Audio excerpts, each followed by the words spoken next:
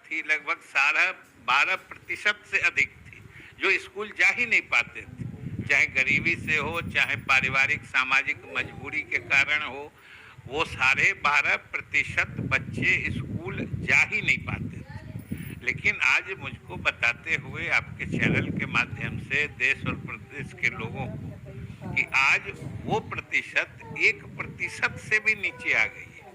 अभी हम लोगों ने पिछले दिनों संयोग से कोविड ने तो सबसे अधिक किसी क्षेत्र को प्रभावित किया है जी, मतलब बुरे स्कूल ही रहा है। यस, कुप्रभावित करना जो करते हैं तो वो शिक्षा का क्षेत्र ही है।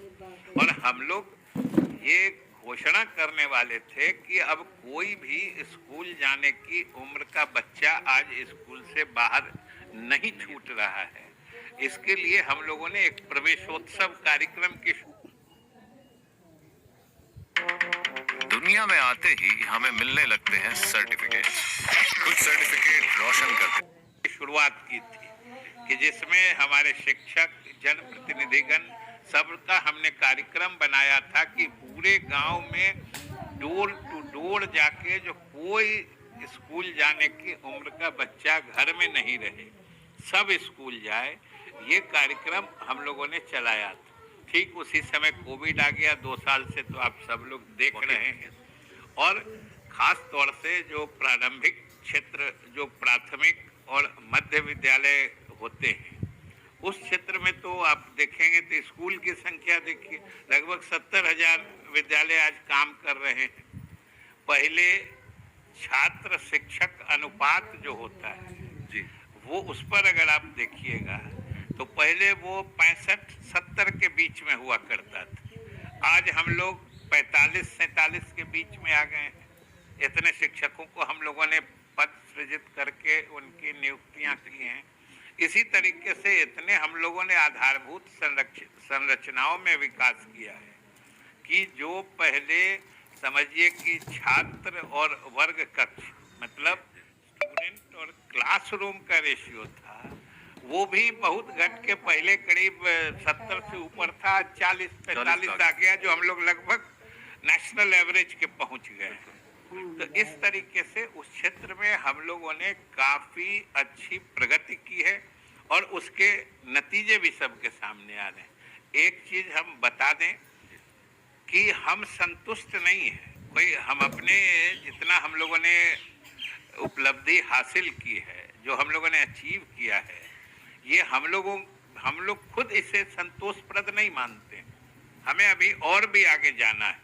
लोग इसी सिलसिले में बात करते हुए एक बड़ा जो हॉट टॉपिक रहता है बिहार में कि शिक्षकों की भर्ती समय पे नहीं हो पा रही है, उसमें डिले हो रहा है। तो बिहार के लोग ये जानना चाहेंगे और खास करके जो शिक्षक वर्ग के लोग हैं उनके लिए आप बताइए कि आपकी सरकार अभी क्या कर रही है।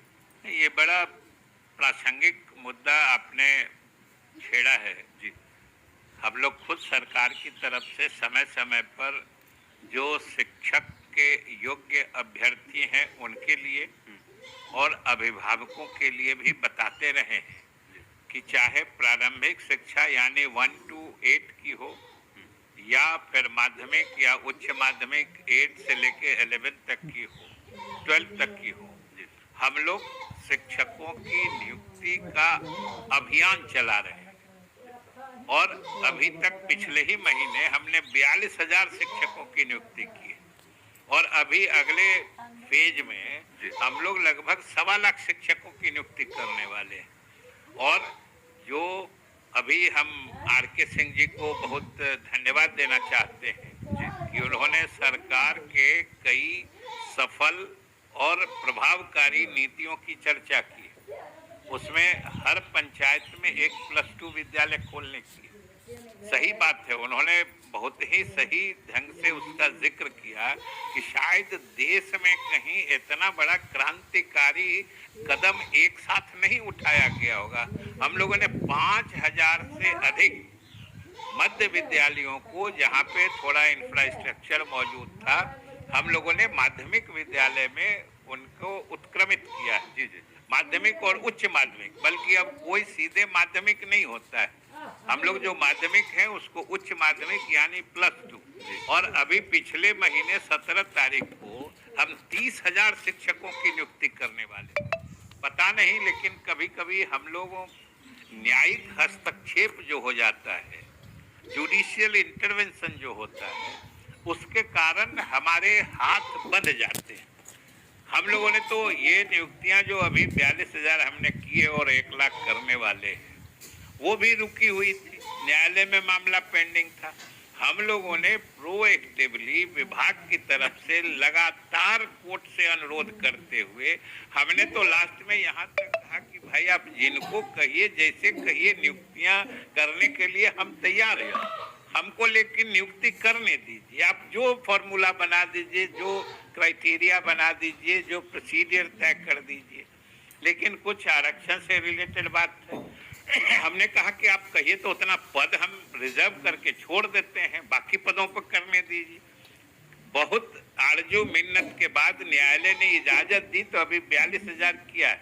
सब लोगों की इच्छा रहती है विजय चौधरी जी कि बिहार बाकी स्टेट के मुकाबले जो दूसरे प्रोग्रेसिव स्टेट हैं उससे मुकाबला हम कैसे करें, उसके लिए क्या रोड मैप है सरकार के सामने? देखिए, हमको तो हमने शुरू में ही कहा कि हम बहुत आगे बढ़े हैं, लेकिन हमें इस बात का एहसास है कि हमें अभी बहुत दूर चलना है। खास तौर से जो हायर एजुकेशन है, अभी आर.के. सिंह जी भी कह रहे थे और हम समझते हैं जितने अगर यहाँ स्कूल वाले लोग होंगे सबकी इच्छा होगी एक यूनिवर्सिटी खोलने। आर.के. सिंह जी भी बोल रहे थे। बिल्कुल। और हायर एजुकेशन जो होता है, मूल रूप से वो जो स्टूडेंट्स होते हैं वो एक तरह से अंतिम पड़ाव पर पहुंचते हैं, शिक्षा ग्रहण करने के अंतिम छोर पे होते हैं, जहां से चाहे उनका अपना रेगुलर जीवन, शेष जीवन बिताने की दिशा तय होती है। हायर एजुकेशन या जो कॉलेज यूनिवर्सिटी के जो एजुकेशन होते हैं, उस क्षेत्र में हमें और भी काम करना है और इस बार उस क्षेत्र में भी हम लोगों ने बहुत काम किया है। बाकी जो डिस्टेंस एजुकेशन है, हमारा जो नालंदा ओपन यूनिवर्सिटी है, उसके माध्यम से हम लोग 250 से अधिक ब्लॉक्स में यानी प्रखंडों में भी एजुकेशन सेंटर्स खोल रहे हैं और बाकी धीरे धीरे सभी प्रखंडों को भी इससे आच्छादित करने की योजना है।